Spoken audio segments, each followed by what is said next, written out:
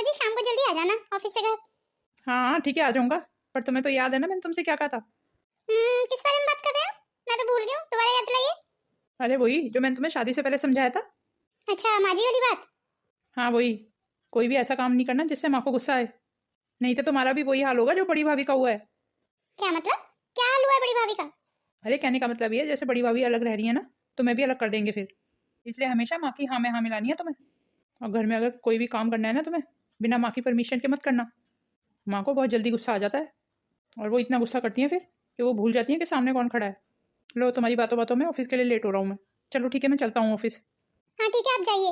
मैंने आपका खाना और बैग ना गाड़ी में ही रख दिया है। अंकित की बातों से ऐसा लग रहा है कि माँ जी कुछ ज्यादा ही गुस्से वाली हैं, पर मैं भी कोशिश करूंगी कि अपने प्यार से उनका दिल जीत लूं। ओह, सब्जियों में तो आज बहुत ज्यादा वजन हो गया, और कोई रिक्शा भी नहीं मिला आज तो। पैदल ही लानी पड़ेगी सारी सब्जियां। थक गई आज तो मैं। भाभी, मैं कुछ मदद करा दूं? नहीं नहीं, धन्यवाद। मैं भाभी से बात करने की कोशिश करती हूँ, पर वो मुझसे बात क्यों नहीं करती हैं? मुझसे नजरें क्यों फेर लेती हैं? आज तो मेरे मायके में मम्मी से भी बात नहीं हुई है। चलो मम्मी से बात कर लेती हूँ। ये माँ का फोन बिजी क्यों आ रहा है? ये किससे बात कर रही हैं? चलो खैर, फ्री होंगी तो कर लेंगी खुद। चलो चलो बच्चों, जल्दी चलो, स्कूल के लिए लेट हो रहे। भाभी, मैं कुछ मदद करा दूं? नहीं नहीं, मैं कर लूंगी, धन्यवाद। बड़ी अजीब है ये भाभी, किसी चीज के लिए मदद ही नहीं ले रही है। सारे काम अकेले ही करती है।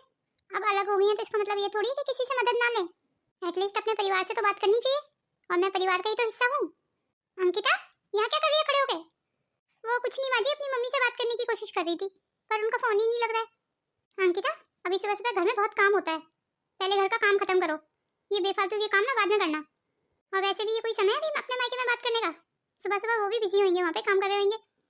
अभी इस फोन को रख दे, और किचन में बहुत काम पड़ा हुआ है, पहले वो काम खत्म कर। जी ठीक है माँ जी। ये अभी नई आई है ना, इसे भी इस घर के तौर तरीके मालूम नहीं है। और ये आजकल की बहू है ना, काम फाम छोड़ के फोन से पहले बात कर ले मायके में, वो बहुत जरूरी है। काम पड़ा है तो पड़ा रहने दो, वो जरूरी थोड़ी है।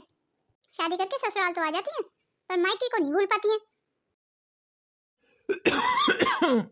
अरे, आपकी खांसी तो फिर ज्यादा बड़ी हुई लग रही है। रात मैंने जो काढ़ा दिया था उसका कोई असर दिखाई नहीं दिया अभी तक।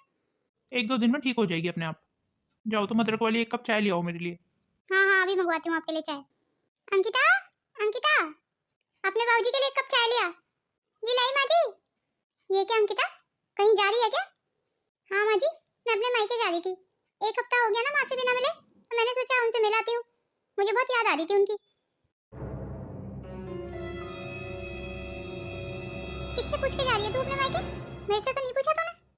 वो माँ जी, मुझे लगा कि मायके जाने के लिए किसी से पूछने की क्या जरूरत है। देख अंकिता, इस घर में मेरे कायदे कानून चलते हैं। चल जा अंदर।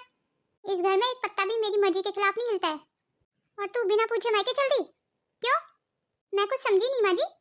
और वैसे भी मुझे लगा कि मैं अपने मायके ही तो जा रही हूँ, तो आप मुझे क्यों रोकेंगी? अभी फिलहाल तो कहीं नहीं जा रही है, तेरे को बोला ना, चल जा अंदर।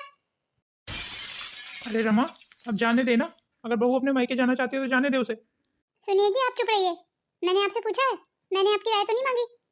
वैसे भी ये सास बहू के बीच की बात है, आप इसमें नहीं पड़ो तो ज्यादा अच्छा है। अंकिता अंदर जा, और अगली बार अगर अपने मायके जाना हो ना, तो पहले मेरी रजामंदी ले लेना, समझी? एक बात और अंकिता। जी माँ जी। और ये क्या कपड़े पहने हुए हैं तूने? इस घर में ये कपड़े नहीं चलेंगे। जा और साड़ी पहन के आ। हमारे घर की बहू बेटियां ऐसे हुट पटांग कपड़े नहीं पहनती हैं, समझी ना? जी ठीक है माँ जी, आगे से ध्यान रखूंगी। रमा, इतनी कड़क आवाज में बहुओं से बात नहीं करते हैं। तुम्हारे इसी स्वभाव के चलते तो बड़े बहू बेटे अलग हो गए, और छोटी बहू भी अलग होगी, तब क्या करोगी? और वैसे भी वो अपने मायके ही तो जा रही थी। आपको भी कितनी बार समझाया है ना, आप भी अपनी आदतों से बाज नहीं आओगे ना। आपको बोला है ना घर के मामलों से दूरी रहे, तो आपके लिए अच्छा होगा कि आप ही दूरी रहो। मुझे समझाने की कोशिश मत करो। तुम्हारे इस कड़क स्वभाव को देखते हुए ना, और टाइट आवाज को देखते हुए, तुम्हारी सही बातें भी बुरी लगती हैं। लगता है आज तो बहुत गहरी सोच में डूबी हुई हो। आप ही गए, मुझे तो पता ही नहीं चला आपके आने का आज। जब तुम बहुत गहरी सोच में थी तभी मैं आया था। वैसे क्या सोच रही थी तुम? अरे ऐसे ही, कुछ खास नहीं। आप जब तक हाथ मुंह धो लीजिए, मैं आपके लिए चाय ले आती हूँ। नहीं, चाय रहने दो, मैं अभी ऑफिस से चाय पी के आया हूँ। वो मेरे दोस्त ने आज पार्टी दी थी छोटी सी, तो आज वही थोड़े समोसे वगैरह खा लिए थे, तो अभी मेरा मन नहीं है कुछ भी खाने का। अच्छा ठीक है तो। हाँ, तुम बताओ तुम्हारा दिन कैसा गया आज का? मेरा दिन अच्छा ही गया। अच्छा, मुझे आपसे एक बात पूछनी है। हाँ हाँ, क्यों नहीं, पूछो। हमारी शादी को 7-8 महीने हो गए, पर मैंने घर में किसी को आते जाते नहीं देखा। कोई आता जाता नहीं है क्या इस घर में? क्या कहना चाहती हो, मैं कुछ समझा नहीं। कहने का मतलब रिश्तेदार जैसे आपकी बुआ हो गई, आपकी सिस्टर हो गई, कोई आता जाता ही नहीं है। अरे क्या करना है रिश्तेदारों को बुला के, सब ऐसे ही होते हैं। वैसे भी माँ की किसी से नहीं पटती है। पर आपकी बहन, उनको तो आना ही चाहिए ना, आखिर उनका मायका है ये। हाँ, वो भी अपनी गृहस्थी में बिजी हो गई है ना, इसीलिए वो भी नहीं आती हैं। हमारी अभी मैरिज एनिवर्सरी भी आएगी ना 2-4 महीने में, मैं सोच रही थी सबको बुला लेंगे। किसको बुलाना चाहती हो तुम? मेरा मतलब आराधना दीदी को, भाभी को, आपकी जो बुआ है उनको, और भी जो आपके रिश्तेदार हो सबको। अंकिता, माँ के खिलाफ जाने की कोशिश भी मत करना। इस घर में वही होता है जो माँ चाहती है, समझी तुम? और माँ ये बिल्कुल नहीं चाहेंगी कि उनके घर में कोई रिश्तेदार आए जाए। अरे ये क्या बात हुई? अब गृहस्थी लेके बैठे हैं तो घर में आते जाते ही है ना सब। तुमसे कह दिया ना मैंने, समझ नहीं आती है एक बार की बात। तुमसे पहले ये कोशिश भाभी ने भी की थी, आज देख रही हो ना उनका अंजाम। अकेले रह रही है ना वो। तुम गलती से भी ये गलती मत करना, नहीं तो फिर बहुत पछताना पड़ेगा तुम्हें। ये सब चल क्या रहा है इस घर में? अपने हमारे इतने सारे करीबी रिश्ते होते हुए भी कोई नहीं आता जाता है। भाभी भी बिल्कुल ऊपर वाले फ्लोर में ही रहती है, वो नीचे तक नहीं आती है उतर के, बल्कि वो हमसे बात करना भी पसंद नहीं करती है। और इनकी खुद की बहन इसी शहर में रहती है, वो भी नहीं आती है। और बुआ जी तो एक गली छोड़ के ही उनका घर है, वो भी बिल्कुल नहीं आना चाहती है। ये चल क्या रहा है, समझ नहीं आ रहा है मुझे कुछ। और तो और माँ जी भी बिल्कुल भाभी से बात नहीं करती है और ना ही मुझे करने देती है। और आराधना दीदी तो इसी घर की बेटी है, उसके बाद भी बातचीत नहीं है उनसे। सबकी सोच एक साथ तो नहीं गलत हो सकती, या तो माँ जी के साथ ही कोई प्रॉब्लम है, या फिर बाकी सबकी सोच में फर्क है। कुछ समझ नहीं आ रहा है। मुझे लगता है माँ जी के गुस्से के वाले स्वभाव के चलते ना कोई भी पसंद नहीं करता है माँ जी से बात करना। हाँ यही कारण होगा, या हो सकता है सब बात करना भी चाहते हैं पर माँ जी बात नहीं करती हमसे। आखिर माजरा क्या है, ये सब तो मुझे पता लगाना ही होगा। किससे पूछूं इस घर में क्या चल रहा है, कौन बताएगा मुझे? हाँ, भाभी बता सकती हैं, वो तो मेरे से पहले आई है ना इस घर में। भाभी मदद कर सकती है मेरी इस मामले में अब। हाँ, उन्हीं से मदद लेती हूँ मैं। पर भाभी तो हम लोगों से बिल्कुल बात नहीं करती, क्या वो मुझसे बात करेंगी?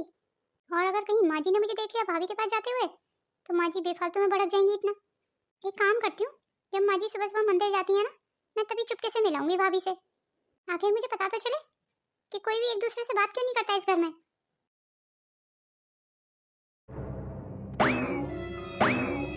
भाभी, कौन है? अंकिता, तुम यहाँ? भाभी क्या हुआ, आप मुझे देख के इतनी हैरान क्यों हो गई? अंकिता, तुम यहाँ क्यों आई हो? अगर किसी ने तुम्हें यहाँ देख लिया मेरे पास, तो तुम्हारी जान के लिए बहुत पखेड़ा खड़ा हो जाएगा। आप चिंता मत करो भाभी, माँ जी अभी मंदिर गई हुई हैं, इसलिए मैं छुपते छुपाते आई हूँ। नहीं नहीं अंकिता, तुम अभी चली जाओ यहाँ से। नहीं भाभी, जब तक मुझे मेरे सवालों के जवाब नहीं दोगी आप, तब तक मैं कहीं नहीं जाऊंगी। अंकिता देखो, अभी चली जाओ, नहीं तो तुम्हारे लिए ना बहुत मुसीबत खड़ी हो जाएगी। चली जाऊंगी भाभी, पर एक बार आप मेरे सवालों के जवाब तो दे दो, तब चली जाऊंगी। अच्छा चलो पूछो, क्या पूछना चाहती हो? आप मुझसे बात क्यों नहीं करती हो? मैंने आपसे कई बार बात करने की कोशिश भी की, फिर भी आप मेरे से नजर छुपाती हैं, ऐसा क्यों? क्या हुआ भाभी, आप एकदम उदास क्यों हो गई? बताइए ना भाभी, मैं आपके जवाब का इंतजार कर रही हूँ। अब तुम्हें क्या बताऊँ अंकिता, मैं भी भले पूरे परिवार से आई थी अंकिता, और जब मैंने देखा कि मेरे ससुराल में कोई आता जाता ही नहीं है, कोई किसी से बात ही नहीं करता, तो मैंने कोशिश की थी कि सब मिलजुल के रहें, सब रिश्तेदार एक दूसरे के घर आए, हम उनके घर जाएं, वो हमारे घर आए। तुम्हें पता है, इसी बात पे माँ जी ने कितना बखेड़ा खड़ा किया कि हमें अलग ही कर दिया, क्योंकि माँ जी को लगता है सब रिश्तेदार ऐसे ही होते हैं, मतलब ही माँ जी के हिसाब से सारे रिश्तेदार घर तोड़ने वाले ही होते हैं, कोई काम का नहीं होता, बस यही। और माँ जी को लगा कि मैं उस चीज़ में हस्तक्षेप ना करूँ, उनका परिवार है तो वही संभालेंगी उसे। और कहीं ना कहीं उन्हें ये भी लगता है कि कोई बाहर से आएगा तो उनकी बहुओं को भड़का देगा। पर ये कैसी सोच है भाभी, कोई रिश्तेदार एक आध दिन के लिए आ भी जाएगा तो वो हमें कैसे भड़का देगा भला? बस यही तो मैं कहती थी माँ जी से, पर माँ जी इस बात को समझने को तैयार ही नहीं है। और दूसरा उनका गुस्सा और अड़ियल स्वभाव, तुम तो जानती हो ना कितना गुस्सा करती है माँ जी। एक ये भी कारण है कि कोई उनसे बात करना पसंद नहीं करता, 1 मिनट में ही वो सबकी बेइज्जती कर देती है, पता है तुम्हें? जब उन्हें गुस्सा आता है ना, तब तो ये भी नहीं देखती है वो कि सामने कौन खड़ा है। यही कारण है कि कोई उनसे बात करना पसंद नहीं करता। वैसे हर जगह माँ जी भी गलत नहीं होती है, कई बातें उनकी ठीक होती हैं, पर वो अपने गुस्से के चलते कोई उनकी बात ही नहीं मानता, सब गुस्सा हो जाते हैं उनसे। बस माँ जी की यही कमी है कि वो बहुत गुस्सा करती हैं और सामने वाले की बेइज्जती कर देती हैं। पर तुम ही बताओ ना, जहाँ मान सम्मान होगा वहीं तो लोग आएंगे जाएंगे ना। अपनी बेइज्जती कराने वाला कौन आएगा? अच्छा तो ये सारी बातें हैं। मुझे लग तो रहा था कि यही सारी बातें होंगी, पर मैंने सोचा आप अच्छे से बता पाएंगी मुझे। भाभी एक बात बताओ, क्या हम इन दूरियों को मिटा नहीं सकते? क्या हम कोई पहल नहीं कर सकते? मेरा मतलब है किसी ना किसी को तो पहल करनी पड़ेगी ना। अब सब चीजें माँ जी के हिसाब से भी तो नहीं होंगी ना, क्योंकि अगर हम इस घर से जुड़ गए हैं तो सारे रिलेशन सारे रिश्ते हमारे भी तो हुए ना। हाँ सही कह रही हो तुम, पर माँ जी के होते हुए हम कर ही कह सकते हैं। भाभी मेरे पास ना एक प्लान है, अगर आप मेरा साथ दें तो एक बार फिर ये घर घर की तरह लगेगा। घर गृहस्थी भी तभी अच्छी लगती है ना जब सब लोग आते जाते हैं। तुम्हें जो ठीक लग रहा है वो तुम करके देख लो। पर भाभी आइंदा से ना आप मुझसे नजरें नहीं फेरोगी, आप मुझसे बात किया करोगी मौका देखते ही। अंकिता मैं तुमसे बात तो कर लूं, पर मुझे बस माँ जी से बहुत डर लगता है। पता नहीं माँ जी क्यों मना करती हैं आपसे बात करने के लिए। हम सब अपने ही तो हैं, अगर हम आपस में बात नहीं करेंगे तो कोई बाहर वाला थोड़ी आएगा हमसे बात करने। और वैसे भी अपने परिवार से बात करना कोई गलत थोड़ी है। और सच कहूँ ना भाभी, ससुराल में तो देवरानी और जेठानी होती हैं एक दूसरे का सुख दुख बांटने के लिए। भाभी एक बात पूछूं, आप बताओगी? क्या आपका मेरे से बात करने का बिल्कुल मन नहीं करता? नहीं नहीं, मेरा बहुत मन करता है तुमसे बात करने का, पर माँ जी के गुस्से वाले स्वभाव को देख के ना मुझे डर लग जाता है, इसलिए मेरी हिम्मत नहीं होती तुमसे बात करने की। मैं नहीं चाहती हूँ कि मेरी वजह से तुम्हें कुछ सुनना पड़े। ये सुन के बहुत अच्छा लगा भाभी कि आपका भी मन करता है मुझसे बात करने का। ठीक है भाभी, तो अब मैं चलती हूँ। भगवान करे अंकिता जो कोशिश करना चाहती है वो कामयाब हो। आइए आइए बुआ जी। दीदी आप बहुत दिनों के बाद आई हैं आज तो आप। अंकिता बहू खींच के ले आई मुझे, मार्केट में मिल गई थी आज। मानी ही नहीं अंकिता, जिद पे ही अड़ गई कि आज तो घर चलना ही पड़ेगा, इसलिए मुझे आना ही पड़ा फिर भैया। दीदी ऐसे ही आती रहा करो ना, बहुत अच्छा लगता है अपनों से मिलके। हाँ हाँ बिल्कुल ऐसे ही आती रहा करो, इन्हें बहुत अच्छा लग रहा है, नहीं तो यहाँ पे तो हम सब काट रहे हैं इनको। तू भी ना बिल्कुल नहीं बदली, जैसे पहले थी ना आज भी ऐसे ही है। ताने मारना ना कोई तेरे से सीखे। जब आपको मेरे तानों से इतनी दिक्कत है तो आप आई क्यों हो यहाँ? तेरा मुंह देखते हुए तो मैं बिल्कुल नहीं आना चाह रही थी, वो तो छोटी बहू इतनी जिद करके ले आई है मुझे यहाँ, तब मैं आ गई। कल को अगर मेरी छोटी बहू बोलेगी कि आप कुएं में कूद के मर जाओ तो क्या आप मर जाओगी? माँ जी ये क्या बोल रही हैं आप? और अंकिता तू किससे पूछ के तू इन्हें यहाँ लेके आई है? इनको यहाँ लाने से पहले तूने मेरी परमिशन ली? माँ जी वो तो बुआ जी मार्केट में मिल गई थी, इसीलिए मैं उनको यहाँ ले आई। मुझसे कोई गलती हो गई क्या माँ जी? मुझे किसी रिश्तेदार की जरूरत नहीं है बहू, मैं अकेले ही खुश हूँ। और तू क्या करने की कोशिश कर रही है मुझे सब समझ आ रहा है। पर माँ जी घर परिवार में तो सब आते जाते ही अच्छे लगते हैं, इसीलिए मैं बुआ जी को यहाँ ले आई। आज बुआ जी आई हैं, कल हम बुआ जी के यहाँ जाएंगे। ये सब तेरे घर परिवार की बात होगी बहू, हमारे घर परिवार में ऐसा नहीं होता है। वैसे भी हमारे घर के रिश्तेदार किसी काम के नहीं है। हाँ तू तो बहुत काम आती फिर रही है सबके। अगर मैं किसी के काम नहीं आई तो आप ही कब किसी के काम आई हैं? भूल गई क्या वो दिन जब मुझे पैसों की तंगी थी और मैंने आपसे 10,000 रुपए मांगे थे, तो आपसे 10,000 रुपए नहीं निकले थे मेरे लिए। हाँ तूने ये तो देख लिया कि मैंने 10,000 रुपए नहीं दिए, पर तूने ये सोचा कभी कि मैंने क्यों नहीं दिए? मेरे भैया उस समय मेरा भी हाथ बहुत तंग था। अब तो विश्वास नहीं करेगी मेरी बात का, पर मैं सच बोल रही हूँ। मेरे पास जो सोने की चेन थी मैं तो वही बेचने चली गई थी ताकि मैं तुझे 10,000 रुपए दे पाऊँ, पर रास्ते में कहीं वो चेन ही गिर गई मेरी। और मेरे घर में कुल मिला के सारे पैसे इकट्ठे करके भी 10,000 रुपये नहीं हो पा रहे थे। मेरे हालात भी उस समय बहुत ख़राब थे, मेरे पास ले दे के बस वो चेन ही थी, वो भी पता नहीं कहाँ गिर गई। मेरी माँ ने शादी में वो चेन ही दी थी मुझे, उसके अलावा तो मेरे पास कुछ था भी नहीं बेचने के लिए। अब तू ही बता तेरी मदद कैसे करती मैं? और शिवचरण तू तो जानता ही है, तेरे जीजाजी की भी नौकरी छूटी हुई थी उस समय। अब इन सब हालातों के चलते मैं 10,000 रुपये कहाँ से लेके आती? बस यही कारण था, मैं 10,000 रुपये इसलिए नहीं दे पाई थी। तूने हमेशा मुझे गलत समझा, और तू तो जानती है पुराना समय था, 10,000 रुपये बहुत बड़ी रकम हुआ करती थी। पर दीदी आप तो फिर उसके बाद लौट के भी नहीं आई कभी, हम आपका इंतजार ही करते रहे कि आप 10,000 रुपये से हमारी मदद करेंगी। अब तो ही बता बिना पैसे के मैं किस मुंह से आती? मेरे पैर ही नहीं पड़ रहे थे यहाँ आने के लिए। मेरे भैया भाभी ने पहली बार मुझसे मदद मांगी और मैं वो भी नहीं कर पाई। अच्छा अच्छा अब छोड़ो इन सब बातों को, अब सब रोने धोने वाली बातें करेंगे। बुआ जी हमारे घर इतने दिनों के बाद आई हैं, मैं चाय और नाश्ते का इंतजाम करती हूँ। जीती रहे बहू, दो दो नए पुतो फले। देखा जीजी मेरी बहू कितने शुभ कदम की है, इतने सालों की गलतफहमी मिट गई हमारी आज। मम्मी जी अगर आपको बुरा ना लगे तो मैं कुछ कहना चाहती हूँ। हाँ हाँ कहना।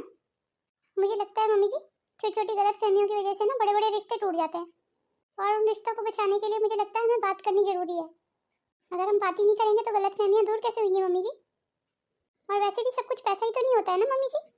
हमारे दुख सुख में अगर हमारे रिश्तेदार भी हमारे साथ खड़े हो तो कितना साहस हम लोगों को आता है, कितना अच्छा लगता है। देखा जीजी, मेरी बहू कितनी समझदार है। अंकिता बहू धन्यवाद। आज तेरी वजह से मेरी बहन इतने सालों के बाद घर आई है।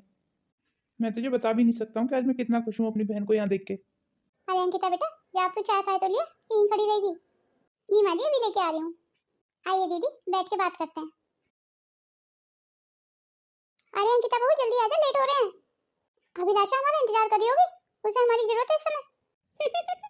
अभिलाषा दीदी को तो ये भी नहीं पता कि हम उनके घर आ रहे हैं। माफ करना माँ जी, जो भी मैंने आपको कुछ बोला है ना वो सब झूठ बोला है, ताकि आप अभिलाषा दीदी के घर चली जाएं, ताकि अभिलाषा दीदी की ये गलतफहमी दूर रह सके कि आप उन्हें प्यार नहीं करती। उनको कहीं ना कहीं ये लगता है कि आप सिर्फ अपने बेटों को ही प्यार करती हो। मेरी कोशिश बस यही रहेगी कि अभिलाषा दीदी की ये गलतफहमी दूर हो जाए आज। मुझे ये लगता है दुनिया की सारी माएँ अपने बच्चों को बराबर ही प्यार करती हैं।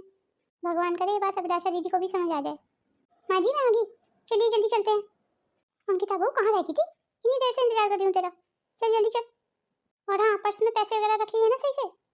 जी माँ जी, पर्स में पैसे रख लिए मैंने। ठीक है तो फिर चल निकलते हैं। चंदन जी, आप कैसे हमारे घर का रास्ता भूल गए आज?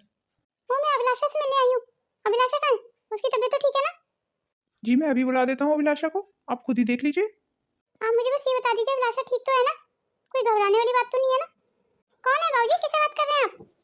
अभिलाषा बेटा बाहर आके खुद ही देख ले कौन आया है। माँ आप यहाँ? अभिलाषा तू ठीक तो है ना?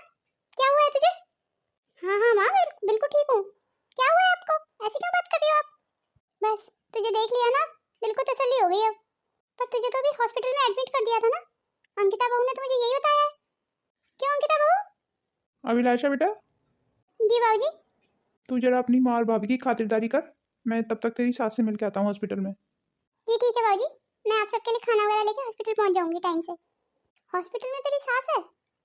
पर मुझे तो अंकिता ने बताया था कि तेरी तबीयत खराब हो गई। नहीं नहीं माँ, मैं तो बिल्कुल ठीक हूँ। वो मेरी सास की थोड़ी तबीयत बिगड़ गई थी। पर माँ अभी आई, मुझे बहुत अच्छा लगा। अब मुझे ये समझ आ गया कि आप मुझे भी प्यार करती हैं। कहीं ना कहीं आपके दिल में मेरे लिए भी जगह है माँ। अगर एक माँ अपने बच्चों की परवाह नहीं करेगी तो फिर कौन करेगा? ये कैसी बातें कर रही है तू? माँ जब मेरी डिलीवरी हुई थी और राजू पैदा हुआ था, तब मेरे लाख बुलाने पे भी आप यहाँ नहीं आई थी। तो मुझे लगा था कि आप शायद मुझसे प्यार नहीं करती हैं। उस समय तो बेटा मैं खुद ही एडमिट थी हॉस्पिटल में, मैं तेरे पास कैसे आ जाती? क्यों माँ, आपको क्या हुआ था? सीढ़ियों से चढ़ते चढ़ते गिर गई थी बेटा, तो पैर का पूरा मांस फट गया था। तेरे को पता है पूरे 10 दिन उस टाइम में हॉस्पिटल में एडमिट रही थी। पर माँ आपने तो ये बात मुझे कभी नहीं बताई। तू भी तो जच्चा थी ना उस समय, इसलिए मैंने तेरे को नहीं बताई थी कि तू भी परेशान हो जाती मेरी सुन के। फिर बाबूजी को भी मना कर दिया था मैंने कि तुझे कुछ ना बताए मेरे बारे में। उस समय तेरे ऊपर भी तो बहुत ध्यान देने की जरूरत थी ना बेटा। और इन्हीं सबके चलते हुए मुझे ठीक होते होते भी 1-1.5 महीना लग गया था तब। और माँ मैं कितना गलत समझ रही थी आपके लिए कि आप शायद जानबूझ के नहीं आई हैं। पर अभिलाषा बेटा, तुझे ऐसा क्यों लगा कि मैं जानबूझ के नहीं आऊंगी तेरे पास? वो माँ आपके गुस्से के स्वभाव के चलते ना आपकी इमेज थोड़ी ऐसी बनी हुई है हम सबके दिमाग में। आपकी सही बात भी हमें गलत लगती है। वो तो अच्छा हुआ कि अंकिता भाभी ने आज मुझे घर बुलाने के लिए फोन किया, तो मैंने उन्हें मना कर दिया था कि मेरी सास की तबीयत ठीक नहीं है, मैं नहीं आ पाऊंगी। क्या अंकिता को तूने बता दिया था कि तेरी सास की तबीयत ठीक नहीं है? पर अंकिता ने तो मुझे बताया कि तेरी तबीयत ठीक नहीं है, और वो ये भी कह रही थी कि शायद तुझे हॉस्पिटल एडमिट करने के लिए अभी लेके जाएंगे कहीं, इसलिए मैं अपने पर्स में पैसे भी रख के लेके आई हूँ। अंकिता ये सब क्या हो रहा है? नहीं नहीं माँ जी, ऐसा कुछ नहीं है। अच्छा अब मैं समझी, तो मुझे यहाँ जानबूझ के लेके आई है ताकि मेरे और मेरी बेटी के बीच के गिले शिकवे दूर हो सके। अंकिता भाभी ने जो किया ना वो सही किया माँ। हमारे इतने दिनों से जो गलतफहमी मेरे दिमाग में पड़ रही थी, आज वो दूर तो हो गई कम से कम। हाँ ये बात तो है। आपका बहुत बहुत धन्यवाद भाभी। अरे दीदी, इसमें धन्यवाद की क्या जरूरत है? ये सब मैंने इसलिए किया ताकि आप दोनों एक दूसरे के करीब आ जाएं। एक दूसरे के आमने सामने होंगी तो कम से कम बातचीत तो होगी, और बातचीत होगी तो गिले शिकवे भी दूर हो जाएंगे। आपको हमेशा से यही लगता था ना कि माँ जी अपने बेटों को ही प्यार करती हैं, आपसे प्यार नहीं करती। तो आज तो पता चल गया ना आपको अभिलाषा दीदी कि माँ जी आपको कितना प्यार करती हैं। मैंने माँ जी को चुप चुप के रोते हुए देखा है आपके लिए अभिलाषा दीदी। अब कभी भी अपनी माँ के प्यार पे सवाल मत उठाना अभिलाषा दीदी। मुझे माफ कर दो माँ, मैं बहुत बुरी हूँ, मैंने आपको कितना गलत समझा। अभिलाषा दीदी अब ऐसे ही रोती रहेंगी या कुछ चाय नाश्ता भी पिलाएंगी हमें? अरे दीदी आपके घर आए हैं हम, मैं तो पहली बार आई हूँ, कुछ खाने पीने का तो बंदोबस्त कीजिए। ओ भाभी, मैं तो भूल ही गई, मैं इतनी खुश हूं ना कि क्या बताऊं। चलो मैं भी लेके आती हूँ, बस 5-10 मिनट दे दीजिए, मैं देखो फटाफट चाय नाश्ता बना के लाती हूँ आपके लिए। आप तब तक बैठिए ना। अच्छा तू चाय बना ला, फिर चाय पीने के बाद ना हॉस्पिटल चलेंगे, तेरी सास को दे जो देख के आना। जी ठीक है मम्मी। बहू, मैं तुझे बता नहीं सकती मैं कितनी खुश हूँ आज। आपको बताने की जरूरत नहीं है माँ जी, आपके चेहरे से खुशी झलक रही है, और ये सब तेरे कारण ही हुआ है। धन्यवाद अंकिता, मेरी और मेरी बेटी के बीच का मनमुटाव दूर करने के लिए। माँ जी, आपने धन्यवाद कह के तो मुझे एक पल में ही पराया कर दिया। सदा खुश रह बेटा, जीती रह, मेरा यही आशीर्वाद है तेरे लिए। अंकिता, ये मैं क्या सुन रहा हूँ? आज बुआ जी आई थी घर और माँ अभिलाषा के घर गई थी। ये सब मुमकिन कैसे हुआ भाई? मुझे भी बताओ। क्यों, ये सब सुन के आपको अच्छा नहीं लगा? अच्छा, मुझे तो बहुत अच्छा लगा ये सब सुन के। कम से कम घर में अब सब आएंगे जाएंगे तो घर घर तो लगेगा। सुनो, एक काम करेंगे, अगले हफ्ते ना हम बुआ जी के घर चलेंगे। तुम्हें तो पता है ना, इन दिनों ऑफिस में बहुत काम आया हुआ है। तुम एक काम करना, माँ के साथ चली जाना। हाँ ये भी ठीक है। बस एक आखिरी और जरूरी काम और करना है मुझे, फिर भगवान ने चाहा तो सब ठीक हो जाएगा। और वो जरूरी काम है भाभी के और माँ जी के बीच के रिश्ते ठीक करना। चल अंकिता, लग जा काम पे, और मुझे ही सोचना पड़ेगा इन दोनों के बीच की दूरियां मैं कैसे खत्म करूं। माँ जी, मुझे ना आपसे एक परमिशन लेनी है। कैसी परमिशन बहू? बोल। वो माँ जी, मेरे ना घर से फोन आया था, वो ना मेरी मम्मी की तबीयत ठीक नहीं है और मेरे घर पे भाभी भी नहीं है, तो अगर आपकी परमिशन हो तो मैं अपने मायके रह आऊं। हाँ ठीक है, तू हो अपने मायके, पर जल्दी आ जाना। तुझे तो पता है ना, यहाँ घर पे भी बहुत काम हो जाता है और मुझे ये सब काम करने की आदत नहीं रही। जी ठीक है माँ जी, मैं जल्दी आने की कोशिश करूंगी। अंकिता के बिना तो मेरा मन नहीं लगेगा घर में, अकेले कैसे रहूंगी मैं। खैर, अब उसकी माँ की तबीयत ठीक नहीं है तो उसका मायके जाना भी तो जरूरी है। अरे भाभी, अकेले बैठ के क्या सोच रही हो? आइए दीदी, बैठिए। अरे दीदी, अकेले ना बैठूं तो क्या करूं? अंकिता तो है नहीं है घर पे, वो अपने मायके गई हुई है। अच्छा अच्छा, अंकिता मायके गई हुई है। चल कोई नहीं, अब तो मैं आ गई हूँ ना, अब दोनों भाभी और ननद बात करेंगे आराम से। अब तू एक काम तो कर, मेरे लिए चाय तो बना लो। हाँ दीदी, अभी बना के लाती हूँ। और वो सीढ़ियों पे ना मेरा बैग भी रखा हुआ है, अब मुझसे तो उठाया नहीं गया, तो तू ही उठा लाना। जी ठीक है दीदी। ये भाभी जब तक चाय बनाने गई हुई है ना, तब तक मैं अपना काम कर लेती हूँ जो अंकिता बहू ने मुझे समझाया था। चलो मेरा काम तो हो गया। लीजिए दीदी, चाय ले आई हूँ मैं। हाँ, मुझे चाय देके ना बाहर से बस बैग और उठा ला, मेरा सीढ़ियों पे रखा हुआ है, सीढ़ियों के नीचे। अरे अरे, क्या हुआ?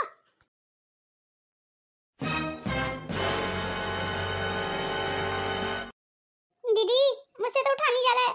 अरे हाँ हाँ भाभी, तो तुझे उठने के लिए बोल कौन रहा है? तू आराम से लेटी रह। अब वैसे भी डॉक्टर जो दवाई दे के गया उससे तो तेरे को दर्द नहीं होगा, और अभी 10-15 दिन तो तुझे लग जाएंगे ठीक होते होते।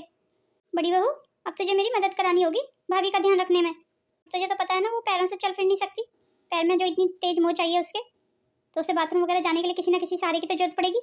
अकेले तो मैं भाभी को नहीं ले जा पाऊंगी बाथरूम तक, हो सकता है मैं गिराई दूँ उसे और चोट लग जाएगी उसके फिर। इसलिए बहू, हम दोनों को मिलकर ही ना भाभी की देखभाल करनी पड़ेगी। जी बुआ जी, मैं बिल्कुल समझ गई, आप बिल्कुल परेशान मत हो, मैं हर वक्त माँ जी के और आपके साथ ही रहूंगी। और बहू, तू दो जगह खाना क्या बनाएगी अब? तू एक काम करना, यहीं आके खाना बना लेना। जी ठीक है बुआ जी। ठीक है, तो मैं भी आराम कर लेती हूँ थोड़ी देर। माँ जी, आपको किसी भी चीज की जरूरत हो ना तो मुझे बता देना, मैं यही हूँ आपके पास।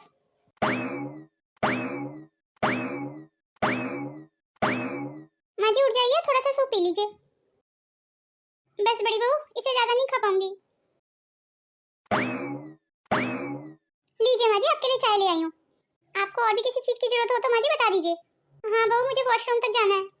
ठीक है माँ जी, चलिए ध्यान से। माँ जी, माँ जी, मैं भी 5 मिनट में आ रही हूँ, मैं जरा ऊपर बच्चों को दिखाती हूँ, और जब तक मैं ना आऊँ ना तब तक आप यहाँ से उठना नहीं। बहू, आज खाने में क्या बनाया है? बुआ जी, मैंने दाल बनाई है, सब्जी बनाई है, चावल बनाए हैं, रोटी बनाई है। तो ठीक है, मुझे दे दे, मुझे बहुत तेज भूख लग रही है। ठीक है बुआ जी, मैं भी ले आती हूँ, आप अपने रूम में चलिए। और भाभी, किसी चीज की जरूरत हो मुझे बता देना। वैसे पैरों में आराम है या नहीं? अब तो काफी हद तक आराम है दीदी। चलिए, तो बहुत अच्छी बात है। और भी किसी चीज की जरूरत हो तो बता देना, मैं यही सोफे पे बैठी हूँ तेरे पास। दीदी, मुझे आपसे एक बात कहनी है। हाँ कह ना, क्या बात करनी है? इन कुछ दिनों में मेरी बड़ी बहू ने बहुत सेवा की है मेरी, एक छोटे बच्चे की तरह देखभाल की है उसने मेरी। बुरे वक्त में ही तो अपनों का पता चलता है भाभी, तेरी तो दोनों बहुएं बहुत अच्छी हैं। बस मैं ठीक हो जाऊं तो मुझे एक जरूरी काम और करना है दीदी। कैसा जरूरी काम? वो तो मैं ठीक होने के बाद ही बताऊंगी। अच्छा भाभी, मुझे अब 2 हफ्ते हो गए यहाँ रहते हुए, और मुझे भी घर जाना होगा। 1-2 दिन और रुक जाओ दीदी। चल ठीक है, तो कहती है तो रुक जाती हूँ। अब आपके पैर की मोच कैसी है माँ? अरे अभिलाषा बेटा तू? अरे बेटा मैं बिल्कुल ठीक हूँ। अब तुम लोगों को बिल्कुल परेशान होने की जरूरत नहीं है। मुझे तो अभी पता चला कि आपके पैर में मोच आ गई है। आप सीढ़ियों से गिर गई। जैसे मुझे पता चला मैं तुरंत भागी चली आई। बुआ जी आप मुझे एक बार फोन कर देती तो मैं पहले ही आ जाती माँ की देखभाल के लिए। अभिलाषा बेटा तू तो शहर से बाहर गई हुई थी ना, तो मैंने सोचा तुझे क्यों परेशान किया जाए। तो मैं वापस लौट के आ जाती ना बुआ जी, आप बताती तो सही एक बार। अरे बेटा उसकी जरूरत नहीं पड़ी ना, बड़ी बहू ने सब संभाल लिया था। अभिलाषा दीदी आप कब आई? भाभी आप यहाँ? आपको यहाँ देख के बहुत अच्छा लग रहा है मुझे। माँ को क्या हुआ? मुझे किसी ने कुछ बताया तो नहीं? अरे अरे अंकिता बहू शांति, इतना घबराने की जरूरत नहीं है। माँ ठीक है अब। तुम अपने मायके गई हुई थी इसलिए हमने तुम्हें परेशान करना उचित नहीं समझा, इसीलिए तुम्हें नहीं बताया। पर भाभी एक बार तो बता देते ना मुझे, मुझे कितना बुरा लग रहा है। पहले तुम शांत हो जाओ अंकिता। माँ जी अब कैसी हैं आप? मैं बिल्कुल ठीक हूँ। कितना अच्छा लग रहा है आज, मेरा सारा परिवार एक ही छत के नीचे है। वही तो मैं आपको समझाने की कोशिश करती रहती थी माँ जी कि अपनों से ही अपना परिवार पूरा लगता है। मुझे तो लगता था कोई किसी के काम नहीं आता, अकेले ही ठीक है। और रिश्ते में कुछ गलतफहमियां भी इतनी हो गई कि अपने गुस्से के चलते मैंने देखा ही नहीं कि क्या गलत है क्या सही। गुस्सा तो बहुत बुरी चीज है माँ जी, गुस्से में तो सामने वाले की अच्छाई भी नहीं दिखाई देती है। हमारे अपनों के बिना, हमारे अपने परिवार के बिना तो हमारी खुशियां भी अधूरी हैं और हमारे गम भी। हाँ ये बात मैं अच्छे से समझ चुकी हूँ और मुझे अपने गुस्से पे भी थोड़ा कंट्रोल रखना होगा। बड़ी बहू आज के बाद तो कहीं नहीं जाएगी, तू यहीं रहेगी हमारे साथ। मैं तुम दोनों के बिना नहीं रह सकती। इस बात का एहसास तो मुझे तेरे अलग होते ही हो चुका था, पर मैं अपने गुस्से के चलते इस बात को मानने को तैयार ही नहीं थी। हमेशा सबकी अच्छाइयों को नजरअंदाज करते हुए सबकी बुराइयों पे मेरा ध्यान जाता था, जिसने मेरे सारे रिलेशनों को अस्त व्यस्त कर दिया। ठीक है माँ जी, मैं अपना सामान ले आऊंगी। आज सही महीने में मुझे मेरी भाभी मिली है। बुआ जी हम सब अब आपके घर आएंगे।